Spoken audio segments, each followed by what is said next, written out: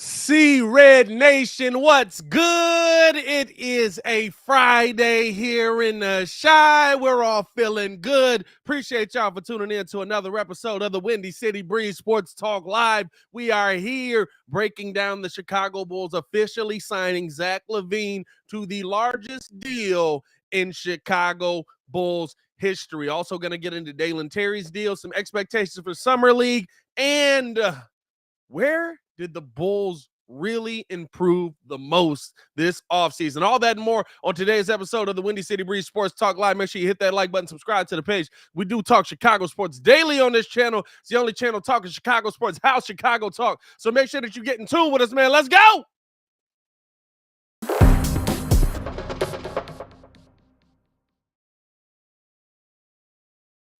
Yeah.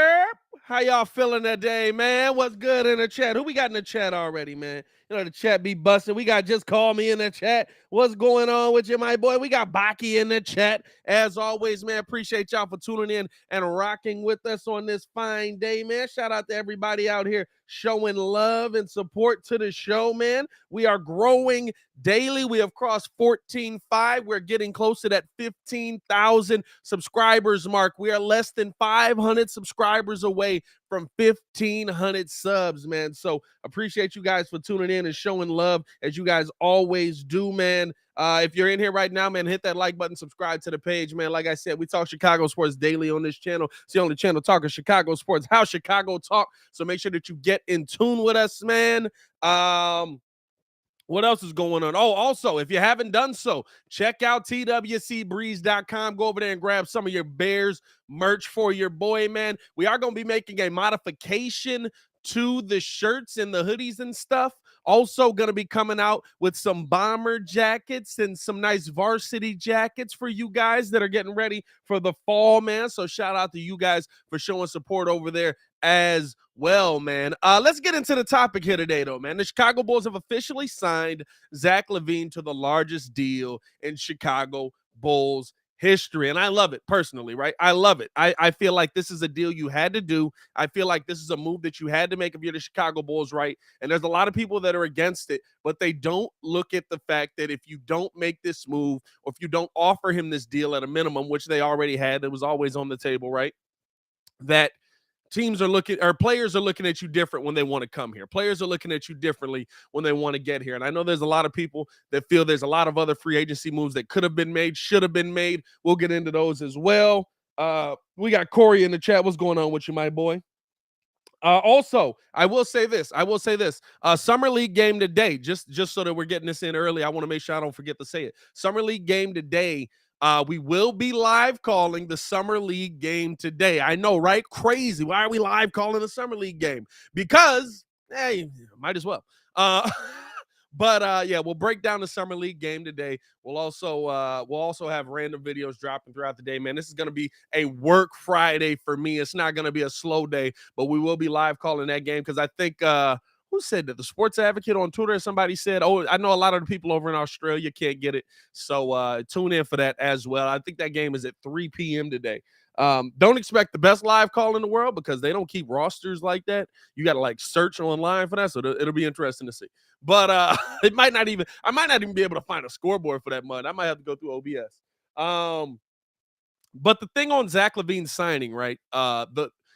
For me, when I'm looking at the Bulls signing Zach Lavine, now I'm looking at how much pressure does this put on Zach? How much does this put Zach in a position where he has to be the man? And it puts a lot of pressure on him, right? You're giving him a max deal. You're making him the number one. But I'm also looking at a lot of people around the NBA that got that max deal, bro. Looking at a lot of names around the NBA that got that max deal. Bradley Beal on the Wizards. Nikola Jokic on Denver. I think I just mixed Jovic and Jokic together. Who else got a max out here, bro? You know what I'm saying? Like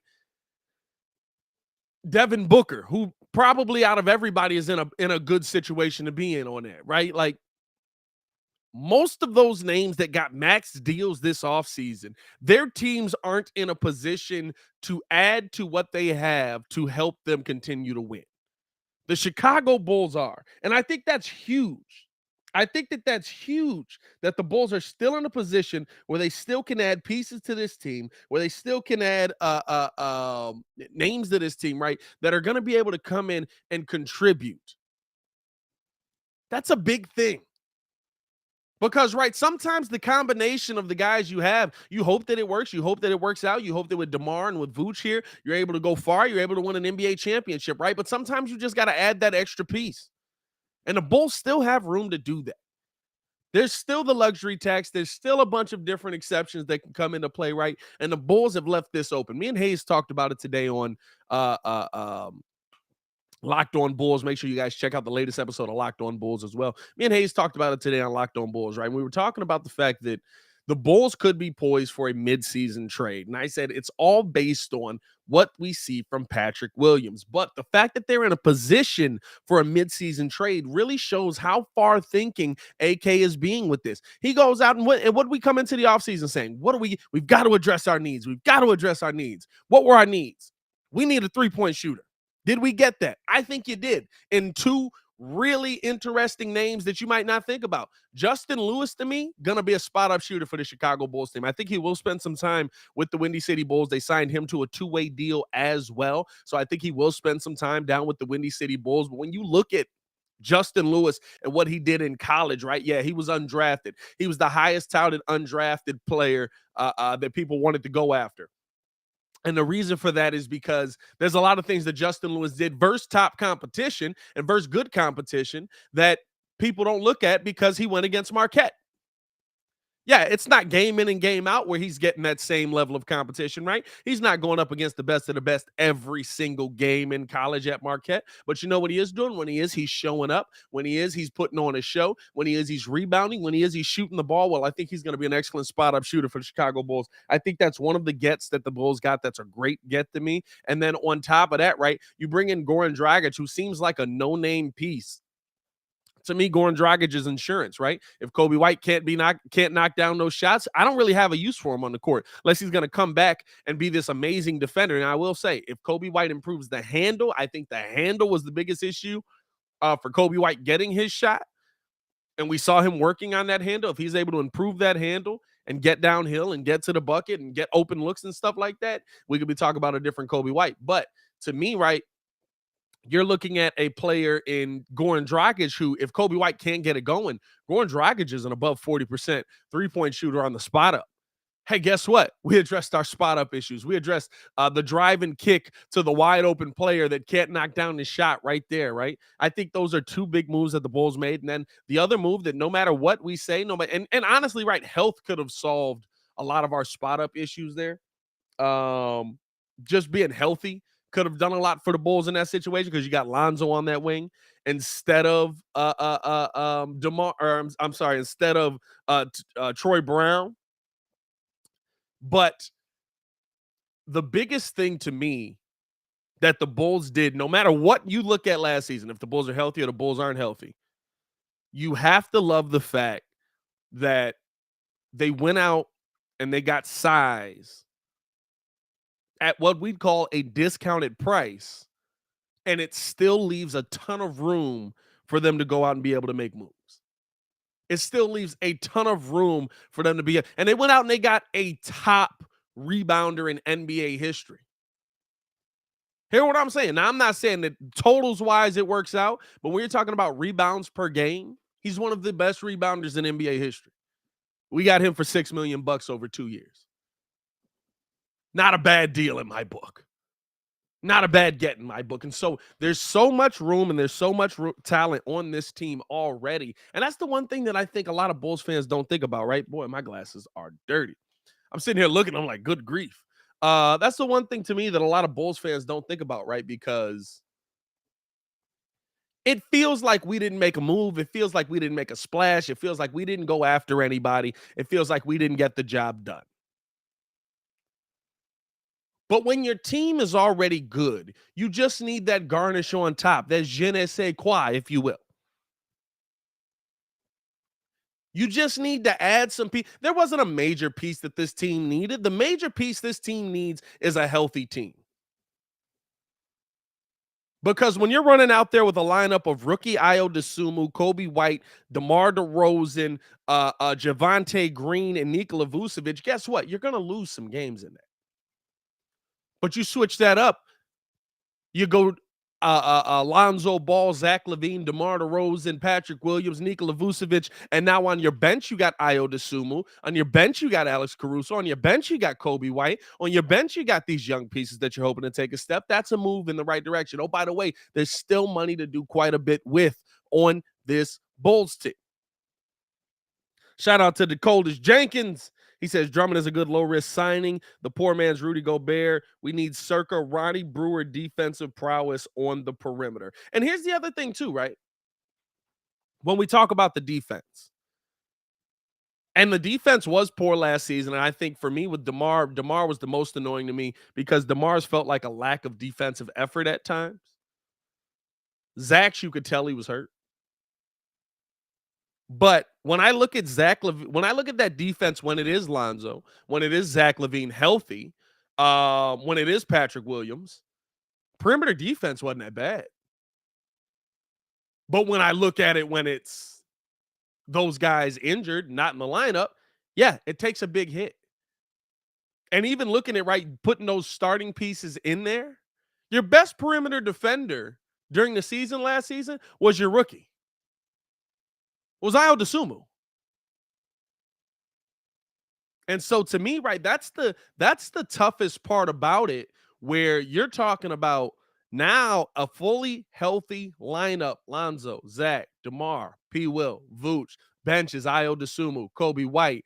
You're adding in two guys because apparently AK's got a type, right? Like we all see that AK has a type at this point, right? Like if your wingspan is 6 inches longer than your height, brother, AK is going to try and get you on the team. By the way, 66 people in the chat right now, 15 likes. If you ain't hit that like button, what you doing, my guy? This is live right now. I can see you. I can call you out on it.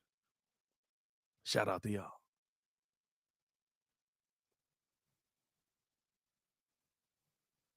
But you look at just the difference in that Bulls team if they're healthy. And maybe that's a big if, right? Maybe that's a big if. Maybe that's a, kind of is that something that you want to bet on? But I mean, listen, that's how the NBA season goes. Usually the teams that go the furthest are the teams that remain the healthiest for the longest.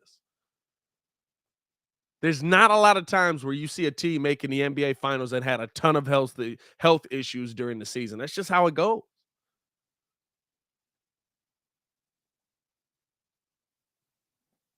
And for me now, 65 games. That's all I'm looking for. You give me 65 games a year because we know that they're putting in the what's it called? The forced rest days, basically, or the time management days, right?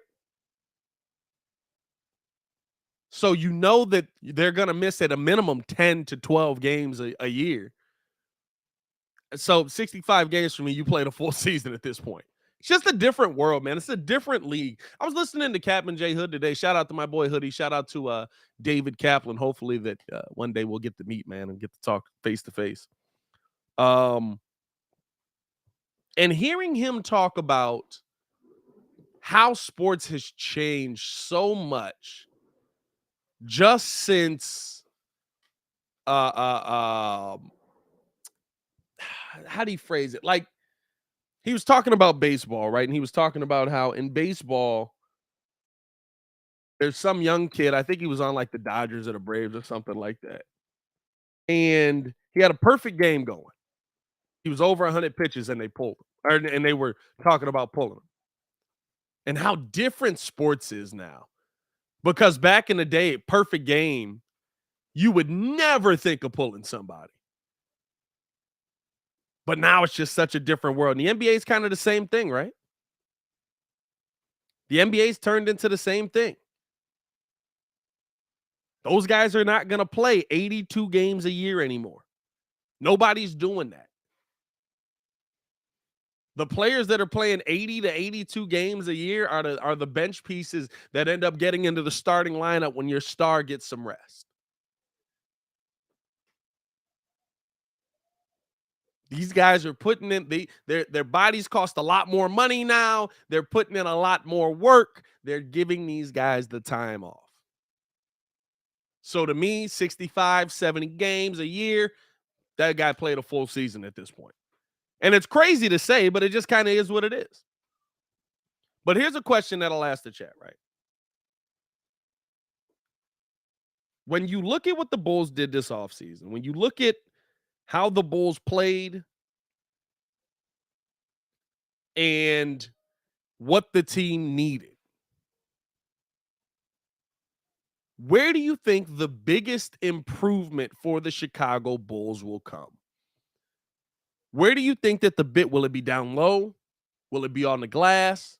Will it be rebounding? Will it be shooting? Will it be shooting percentage? Where do you think, fully healthy team, where will the biggest improvement in this team come? And I've probably got a different answer than anybody, right?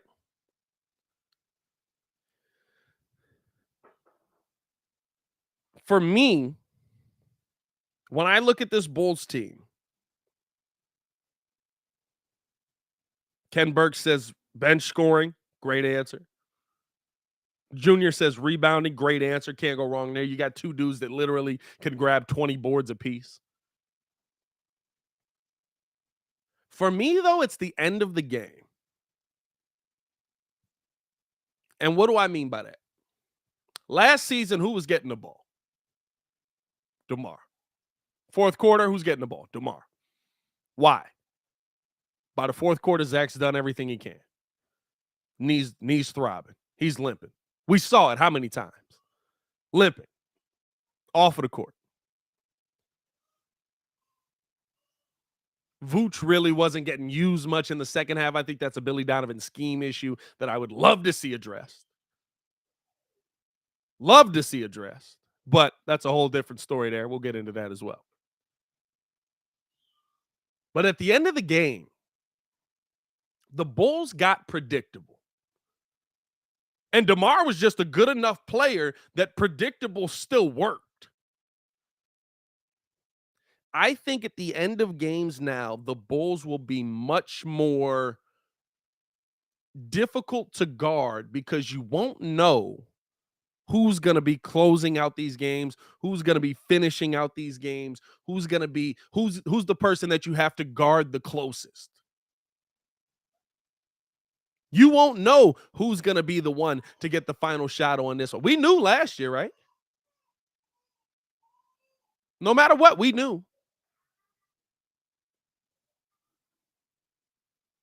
So I think that that's going to be such an improvement for the Bulls in that fourth quarter, where it's not just going to be DeMar DeRozan attacking. It's going to be, hey, Zach's getting in on this. Oh, P. Will's getting in on this. Oh, is Lonzo? Oh, Lonzo's our closeout guy. Lonzo was our closeout guy when he was healthy a couple of times, right? On that drive and kick. All of a sudden, we need some clutch three-point shooting. Who's knocking that shot down? Lonzo Ball's over in the corner. Splash.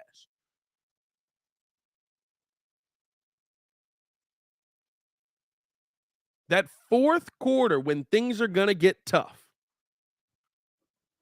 I think that's going to make such a difference for the Chicago Bulls coming into this season. And I think that's the biggest thing that they have to hang their hat on, right? Now, health plays a lot into that. Them being healthy plays a lot into that. But that fourth quarter, man, that's going to be big for them, unless they're blowing teams out through the entire thing, which would be great, right? Like, let's just blow them out. Blow them out in the first half.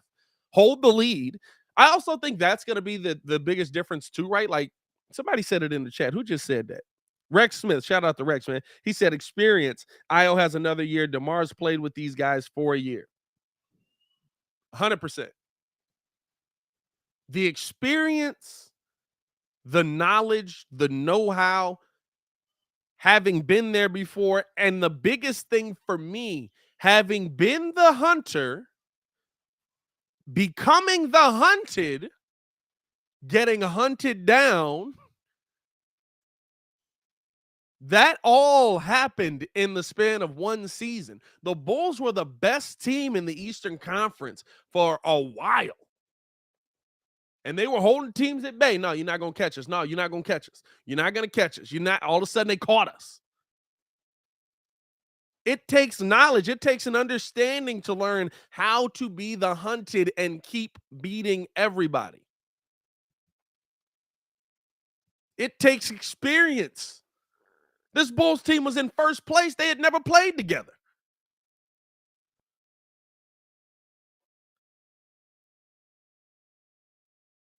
That's going to be such a difference to see, right? How this team plays when now they understand what it's like to be the hunted. When now they understand what it's like to be, and I mean, listen, there's still some pieces that haven't. Lonzo Ball still hasn't experienced playoff basketball. So that's going to be interesting to see. Hopefully, he's healthy enough to stay in there this season, right? But he still hasn't experienced playoff basketball, so that's still going to be a learning curve for him a little bit. But man, when I look at this Bulls team, the experience that this team has coming into year two, and I think it was a Duke coach. I wish I could remember her name. Let me see. I think my guy Aaron Simpson shared it.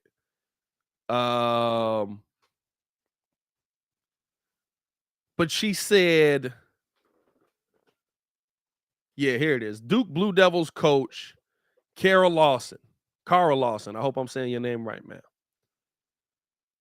She said that life never gets easier. This journey never gets easier. What happens is you handle hard better. Zach Lavine last season played most of that season through injury, dealt with a knee injury, dealt with the thumb, dealt with the back. He handled it. Still one of the top 15 scorers in the NBA. Now he comes back fully healthy. How does he handle that? How does he grow from that? Now, you mean the knee doesn't swell up when I'm in the second half of the game? I can keep going?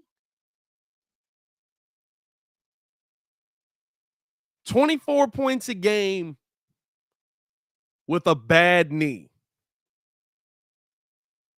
How does that improve? He was 27 points a game before that, and he hadn't been through playing through something like that, right? Like, this is the same dude that went through the knee injury and played 18 minutes after he tore his ACL.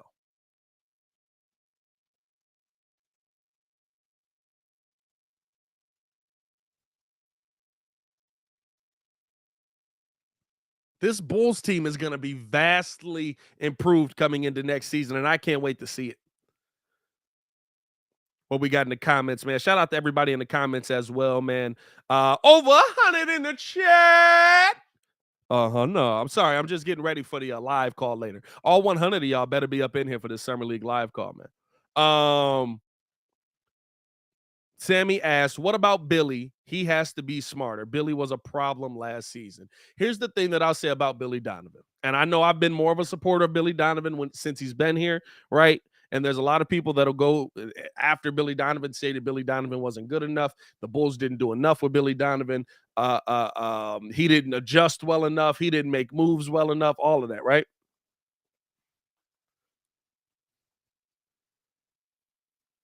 What did we expect Billy to change? Our best defenders were out most of the season. Our team was way too small to compete with anybody. Apparently, we were protecting Marko Simonovic in the G League. So the next biggest guy on his team was Tony Bradley, who became a liability at multiple points in the season, so you couldn't even put him out there. You had a 6'4" power forward for most of the season. Like, there's a lot of circumstances that come in, and we're expecting a miracle out of it. You know what the miracle was? That the Bulls made the playoffs. We lost our starting point guard, our starting two guard, our starting power forward, and the Bulls made the playoffs. Now, were there games where absolutely he needed to adjust? Yes, 100%. 100%. Were there games where he absolutely got out coached? That Spurs game stands out wildly to me. A pick and roll destroyed us. Not like a crazy variation of it, right? A regular pick and roll with Jakob Poeltl.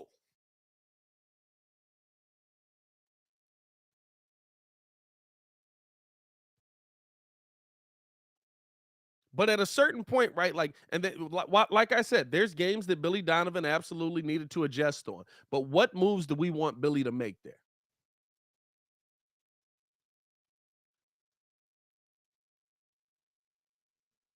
You know what I'm saying? Like, we have to be realistic about it.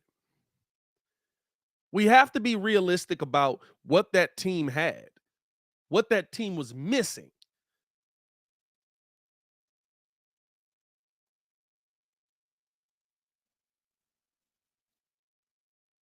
And then we can evaluate Billy Donovan on that. I think Billy Donovan did a heck of a job last year and these last couple of years with this team. And the part that irritates people about Billy Donovan most is what? That he doesn't scream at his guys? Your players got to be motivated. If your players aren't motivated to get better, you got the wrong players. You know what I saw from Patrick Williams last year? And from Mayo DeSumo.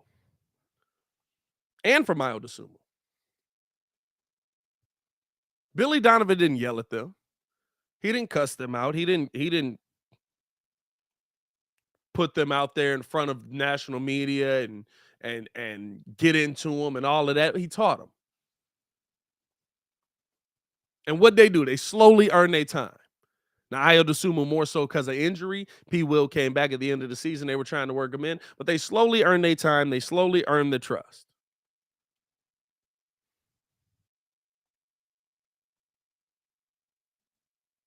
And they continued to improve. Patrick Williams was very useful in those last two games of the playoffs. It just didn't matter for the Bulls. At that point, they had lost Zach. Zach was hurting too much, and they weren't able to do enough. DeMar couldn't get it going. But they improved. They grew. Their game improved. They went to different levels. Ayo DeSumo was one of the best defenders in the NBA last season, not just among rookies, in the NBA last season. Sometimes it takes the player getting themselves to that next level and the coaching to put them in the right position. Do I think Billy Donovan put the Bulls in the right position every game, every time? No. But I'm sure if we watched Spurs basketball, I'm sure if we watched Golden State basketball, I'm sure if we watch, you know what I'm saying? We watched the Celtics in the finals last year, and we would say that Ime Udoka didn't put the Celtics in the best position to win every single time. It's just that we watched this team mad close. Now, I don't know if Billy Donovan is the coach that's going to get you over the hump, that's going to get you into a NBA championship. I don't know that part. But I'm also not going to destroy Billy like he's a bad coach when there's a part of this that players got to do, right? And most of y'all were in here in the live calls and in the post-game shows with me. What did I say? You can't tell me that Billy Donovan is just saying, hey, I know you guys see that corner three wide open. Good job. Let's keep doing that. How often did we get killed by the same thing and the players didn't make the move?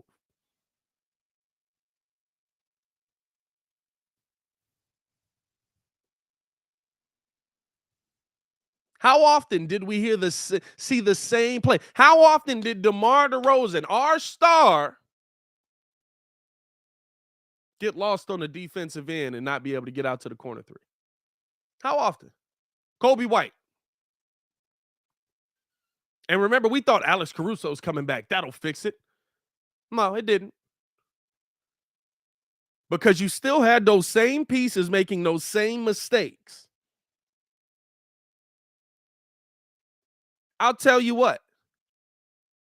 There were more games last season where I saw us not playing good enough on one end or slacking off on one end from the players than I saw from Billy Donovan. And all the old school guys that are like, well, then you just bench them. Put them on the end of the bench and don't play them because if you're not going to play with pride, then play. Blah, blah, blah, blah. Shut up.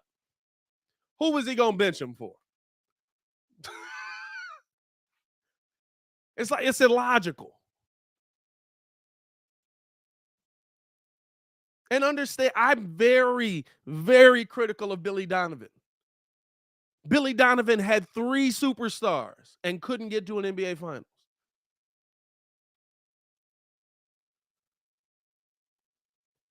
I didn't want Billy Donovan in Chicago. Go check the tape and see if I'm lying.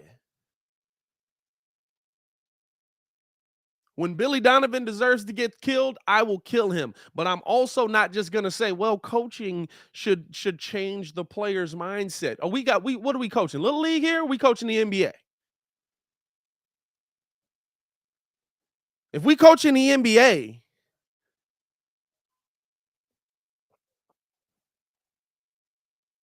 then those players got to have enough heart and enough pride and enough care to want to do their job. Nobody tells me to come on here and get on this. I get up and do this myself because I want to build this show, because I want to be better, because I want to grow. That's with anything. That's with anybody. This is your craft. This is your livelihood. You got to want to be better. If you don't want to do better for you, then who's going to want to do better for you? Billy Donovan can tell you every scheme in the book. If you don't execute the game plan, it doesn't matter. And I tell you what, we heard Billy say it. What did Billy say? He came out in that post-game show and he said, you know what? I'm tired of hearing my bad coach. I'm tired of hearing my bad coach.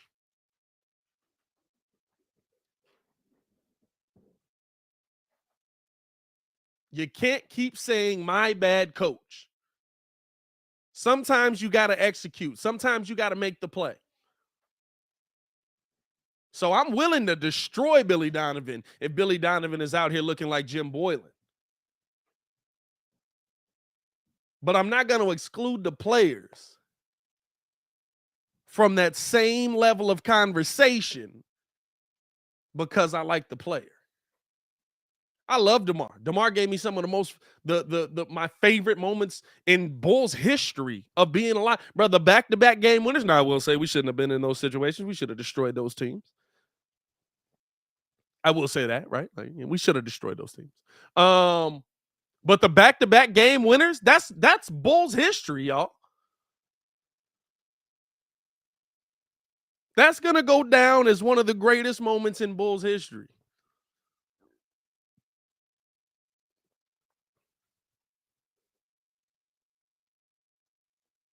The Wilt streak, I got to a point this season where I rewatched a lot of those games in a row just to be like, man, this is crazy how he was scoring. Or this offseason, I should say. I miss basketball. I was watching Pistons Blazers Summer League last night. I have a problem.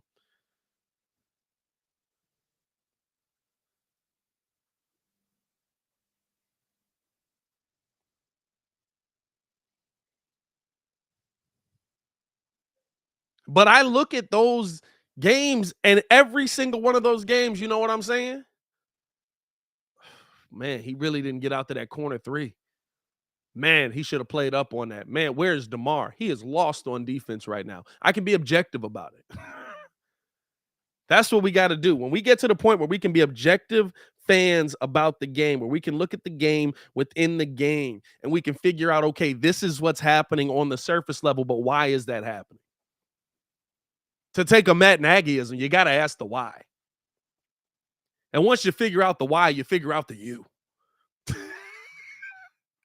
Hey, man, I appreciate y'all for tuning in and rocking with us, man. We got 145 in this mug, man. We have 100 more people in here that we have likes on this video. Hit that like button. Subscribe to the page, man. By the way, just in case you guys are in here and you haven't subscribed to the page yet, when we get to 1,500 subscribers, going to be giving away this Zach Lavine jersey right here. Yeah, I'm saying. Hey, Zach Lavine just signed with the Chicago Bulls, so we're going to be giving that away. We're going to get the phone lines back up and running. I was hoping to have them up today, but the phone lines are not up today. We go live every Friday.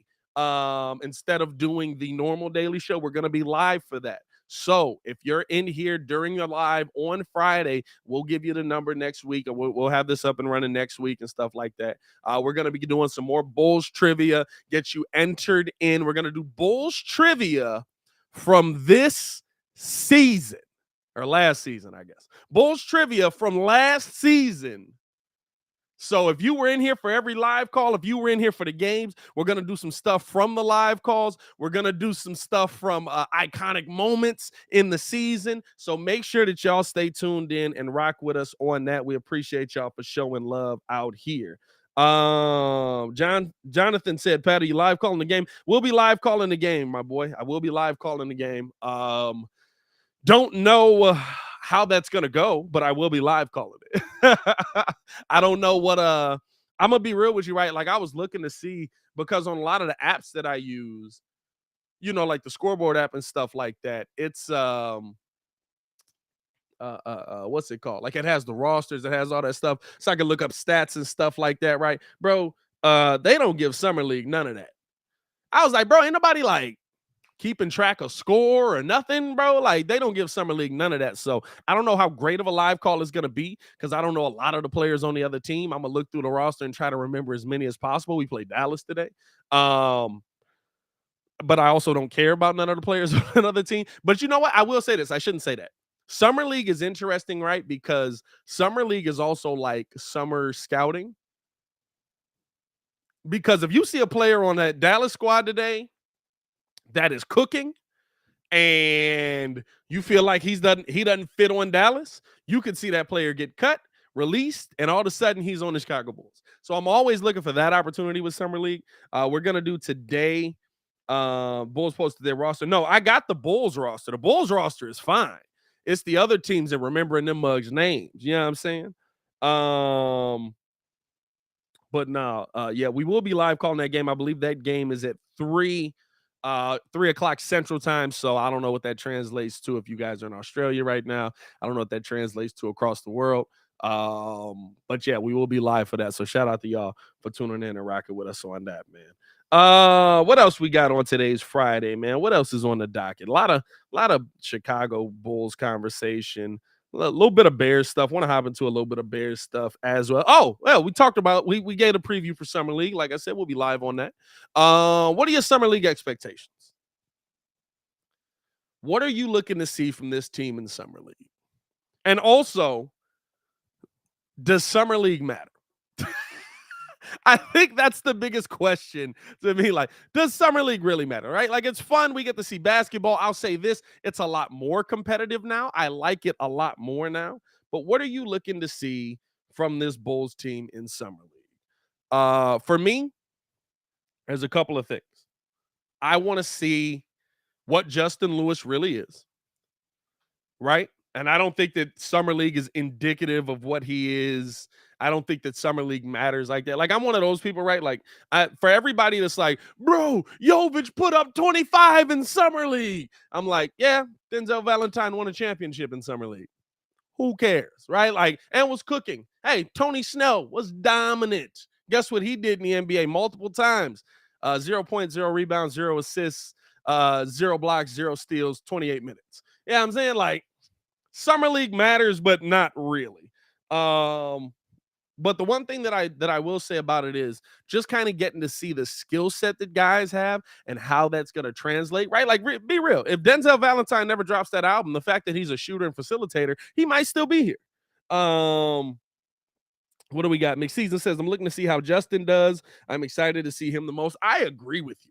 That's the player that I'm most looking. And here's the reason why, right? Like, because Dalen Terry to me is a interesting player. He's a fun player. He's a guy that's going to talk trash. He's a guy that's going to muck it up. I believe in it's tough to say. It's a stretch, right? Maybe saying Draymond Green is better, but I think saying the guy that has 4 championships is even more of a stretch. But I think that he's going to be our version of the new Joakim Noah, right? The guy that's going to be able to get in there, muck it up, make the game dirty, still have some finesse, still be able to play solid defense, still be able to score a little bit. Not to say that he's a big man or anything, but I think he's going to be that glue guy that I've asked, where do the Bulls find that? We thought it was we've said it was Alex Caruso, and Caruso could be that guy, right? But you kind of need that guy. Caruso's not really going to go back and forth with it. He's just going to play the game. Caruso's like do I want to say more skilled? Caruso's a better defensive version of Kirk Heinrich to me. Like, that guy, like, Kirk wasn't gonna really, like, be the glue there, but he was a guy that was going to put everybody in the right spot and he was going to direct traffic, all that stuff, right? He keeps you on the straight and narrow. But you need that guy that's going to get in there and they're going to be like, yo, you talking crazy to my guy. I got to get in your face. Now, we're not doing that. Hey, we hitting what we doing. We pushing, we shoving. What you set the tone of the game, and I'm going to match that tone, right? Like, I feel like that's going to be Dalen Terry in this NBA. Justin Lewis, to me, has an opportunity. And I don't know what it's going to be, right? I think that I said on Locked On, I feel like his floor is low, but his ceiling is super high. And I know that sounds crazy, but I feel like Justin Lewis could be a guy that comes into the NBA and at a minimum gives you 9 points a game, 6 rebounds a game, solid role-playing vet. But from what I was watching of him in college, how he was shooting with a hand in his face, how he was shooting from the mid-range, how he was getting to the bucket, that one dribble spin move downhill, I'm already at the bucket, lay. I was sitting there, I was like, oh, bro, like, this is talent that translates well to the NBA because it's him doing it not wide open. It's him doing it in tough positions. It's him doing it with 2 defenders on him. It's him doing it with a 6'11" guy closing out. 6'11" is 6'11. You know what I'm saying? Like, if you closing out on me and you 6'11", I pull it up, Jed, in your face, look you in the eye, and that much splash in the rim. Like, what does that mean? You know what I'm saying? For the old heads, if he called draws, yeah, I mean, so I think that's going to be the interesting thing to see. I'm so excited to see Justin Lewis. Another player I'm excited to see is Marko Seminovic. But for me, right, I don't hold Summer League as high for Marko, and I'll tell you why. Marko could come out and cook. Marko played really nice in Summer League last season. Marko was one of the best players in the NBA G League. Marko clearly has a talent level that is here. The question is, if the NBA is here, can he reach here? He clearly has a talent level that is here, right? Marko's good enough to play overseas. Marko's good enough to play in the United States. He's good enough to play in Summer League. He should be, and he's good enough to dominate on all those levels.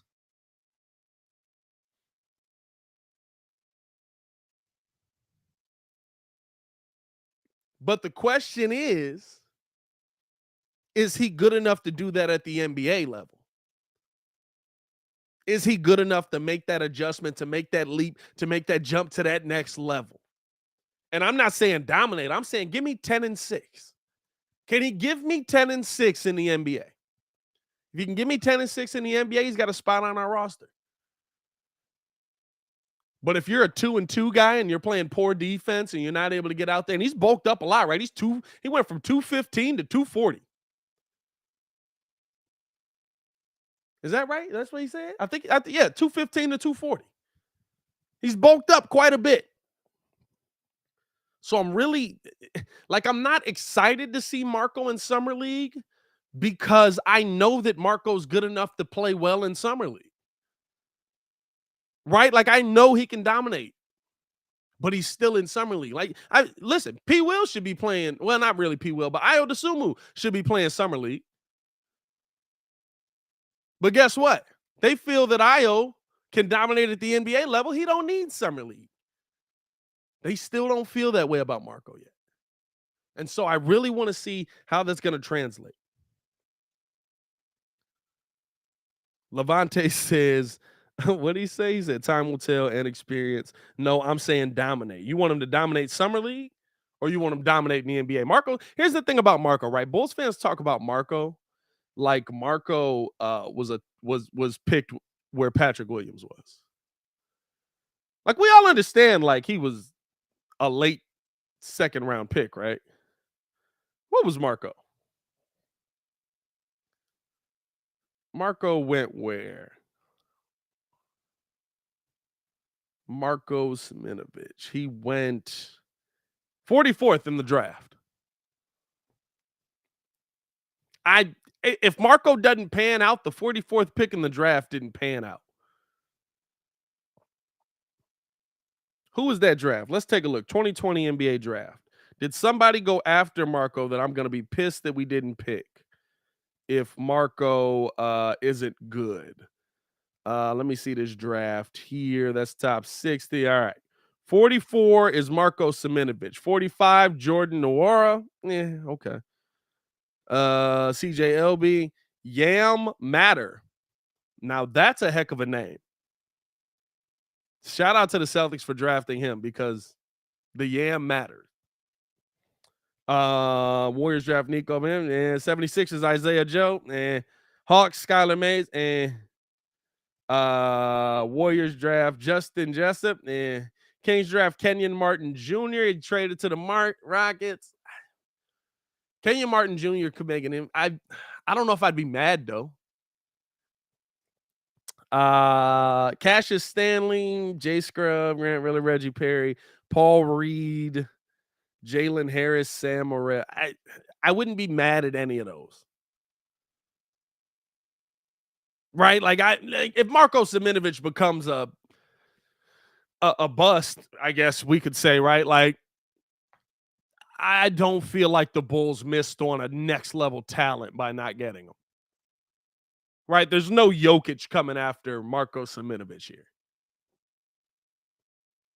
Paul Reed's decent. I'm not saying there's a couple names I said. Cassius Stanley decent, right? Like, But I'm not sitting there and I'm like, dang it. That was the player that gets us to the next level.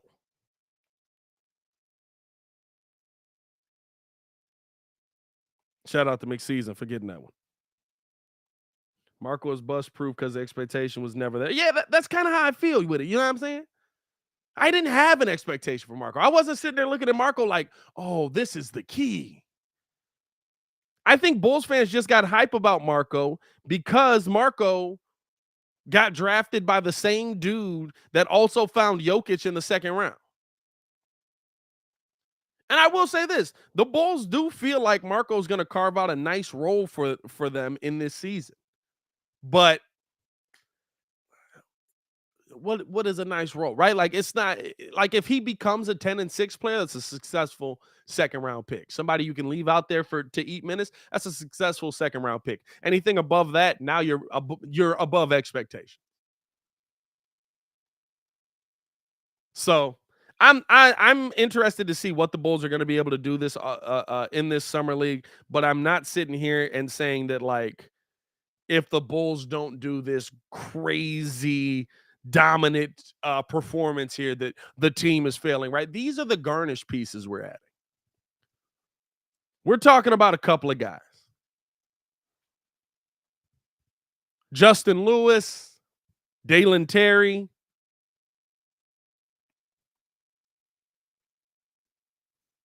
and those are the two-way players we signed there. By the way, they did get signed, or I'm sorry, Justin Lewis, Javon Freeman Liberty, still heck of a name. Shout out to Andrew for the super chat. Malcolm Hill, all three got the two-way deal. You can only have two on your roster at the same time. So the Chicago Bulls will end up having to cut one of them and probably try and re-sign them to the Windy City Bulls. I think that person could be Marko Seminovic. Marko Seminovic. Now I'm on that. I think that person could be Malcolm Hill. My bad. I hope Malcolm can prove that he's supposed to be on this team, right? But I feel like Malcolm Hill's a role player that you kind of bring up and down depending on what situation you're in. I think he'll have a couple of stints in the NBA. But I think he'll spend a lot more time in the G League than anything. And so for me, right, like I'm looking at I'm looking at Freeman Liberty probably making it just because he's younger. I think he's 22. He'll be 23 by the start of the season. He'll be somebody who's going to be an interesting watch, right? Especially at that guard position. He could be another guy. I mean, he was a heck of a player at DePaul, but just didn't, I'm saying didn't do enough to get drafted. It's a talent level thing. Like I feel like with Marquette, you could look at it a little bit less, but like with DePaul, you're like, all right. Yeah, he's there. He plays. He plays D1 college. Who are they playing? It doesn't matter. Malcolm Hill is 26, and he is what he is. Freeman Liberty and 26. If I'm not mistaken, ain't Malcolm Hill 28? Malcolm Hill was on Illinois a long time ago. Maybe it just feels like a long time ago. I thought Malcolm Hill was like almost 30 out here. Malcolm Hill's 26. All right. Shout out to him, man. I thought Malcolm Hill was way older than that. So he'll be 27 by the start of the team, by the start of the season. Yeah, Levante, it's DePaul. Yeah, I mean, it sucks to say. You'd like to see them be better. I feel like that's that DePaul used to, bro. I'm telling you, like DePaul used to be that school that like everybody was trying to get to because it was the state school. It was like DePaul was bigger than Illinois for a little while. Now it's just like it happened. It's a school. They play basketball there. It sucks. I'd like to see them get back to it. Malcolm feels like Mike Conley. I don't know how old he is, but he's still old. That's a fact. That's a fact. There's certain play. What's up with that, bro? Like, there's certain players around the NBA that it seems so weird that they're the age that like Steven. What I said, I think I put out a tweet and I said, doesn't it feel weird? Who did I say? I know it included Steven Adams. I got to see if I can find that mug. I forget the player that I said, but it was like the weirdest thing in the world. Dog, I tweet so much. There's no way it's still in here. But basically, I was saying, like, doesn't it feel weird that this player's 33 and Steven Adams is 28?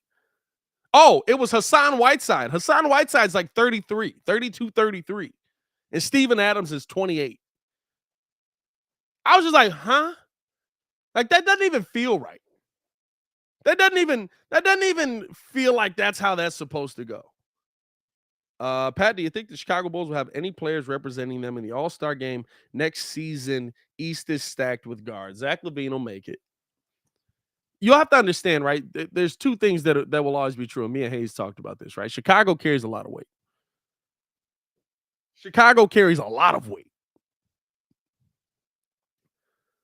So the fact that Zach Lavine plays for the Chicago Bulls, an iconic franchise, an historic franchise, carries a lot of weight if he's playing at the same level as other guards. Zach Lavine will get in over a Bradley Beal in Washington if they're having the similar types of seasons. It is loaded with guards, though. I mean, now you got DeJounte Murray in the East. That'll be interesting to see if he's going where he's going to be at. I mean, DeMar DeRozan's on his team, so that's going to be interesting to see. I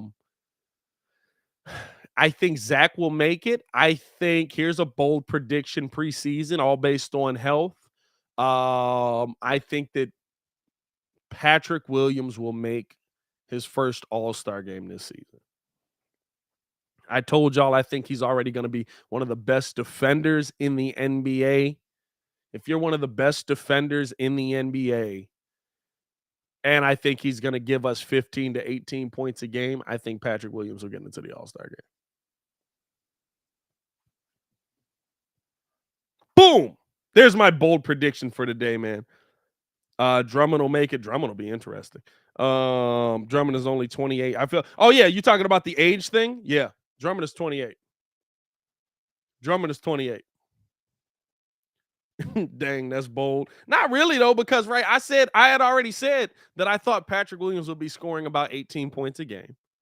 I said I think he'll give me Luol Deng numbers. Luol Deng got in the NBA and got to the All-Star game with those numbers. I think he'll give me Luol Deng numbers. And again, it's a player that's playing for the Chicago Bulls. That's your difference. Right? Like, don't think I'm not taking big market into this. Don't think I'm not taking big market where these guys play at into it, right? Like, you think the NBA wouldn't rather have a player from Chicago versus a player from I don't know, Charlotte. Like LaMelo Ball's flashy, but they don't want too many from Charlotte.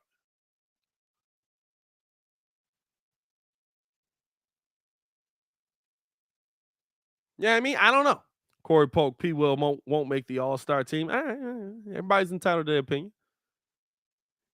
Corey don't believe in P. Will at all. Corey's been off of P. Will since the day P. Will put on a Bulls jersey. Corey, anytime I say anything about P. Will, Corey's the first person to be like, this dude is awful. AK's terrible. He shouldn't have picked him. At forward in the East, no chance.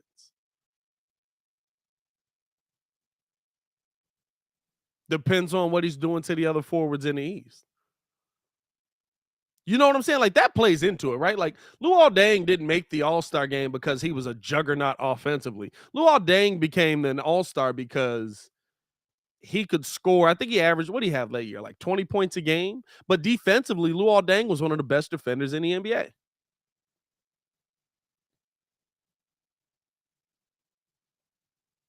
Yeah, I mean, Luol Deng was one of the best defenders in the NBA. If Pat makes an All-Star team, we're officially a super team. 4 All-Stars, starters, 2 off of the bench. Yeah, and we're developing that team. You know what I'm saying? 2 of those pieces you developed. What'd you say? Did you say 2 others off the bench? Who's an All-Star off of the bench?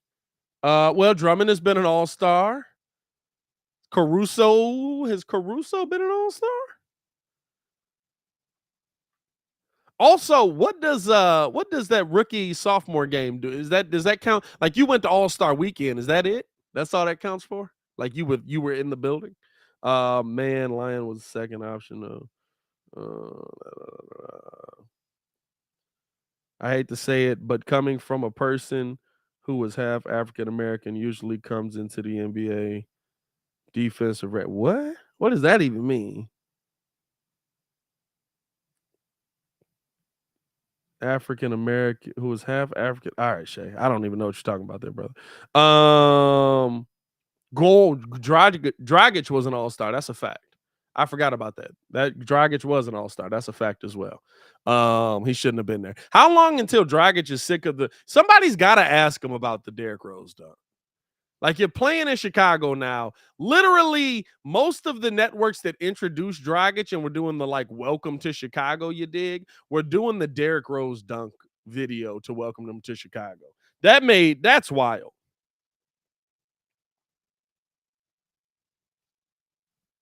Yeah, I'm saying, like, that's one of those where, like, you gotta relax a little bit, bro. Like, he just got here. Yeah, Caruso was never an all-star. Oh, okay. True. Stop asking.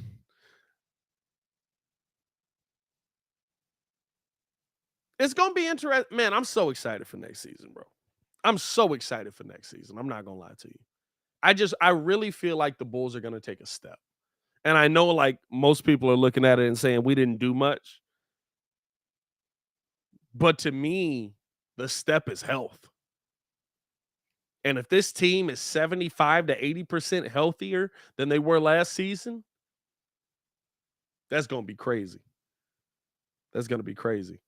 Pat, is there anything you expect to see from Lonzo this season contract? Do you expect growth from Lonzo, or are we good with him shooting? I will say this, right? When we talk about Billy Donovan, that's the one thing that I wanted to see the Bulls improve with. Dragic, not Dragic. Lonzo, to me, was underutilized in the most important time. I wanted to see Lonzo running the floor very much like Chris Paul gets the opportunity to in that fourth quarter. I wanted to see him putting people in position. I wanted to see him directing traffic, because those are the moments where your half court sets mean the most. And we didn't see that. We saw a lot of DeMar jacking that mug up.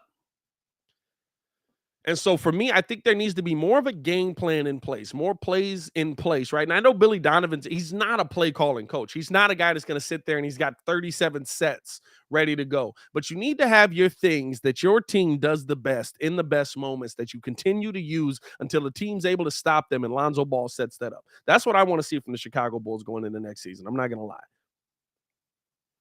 I feel like if the Bulls can get to that point, they'll be a completely different level team in the fourth quarter. And that's why, right, I think you have to have Lonzo in there so that the Bulls, like I said in the beginning, the predictability of the Bulls will be completely different, especially if Lonzo Ball's in there and he's like, oh, I'm going to dish it over here. I'm going to dish it over here. I'm going to make this move, make this move, make this pass, boom, boom, boom, boom, boom. Now, all of a sudden, you don't know who to double team because there's 14. Oh, by the way, if you double team him and he's on the drive and kick and he gets to the bucket and kick it out the Lonzo in the corner, he shoots above 40%.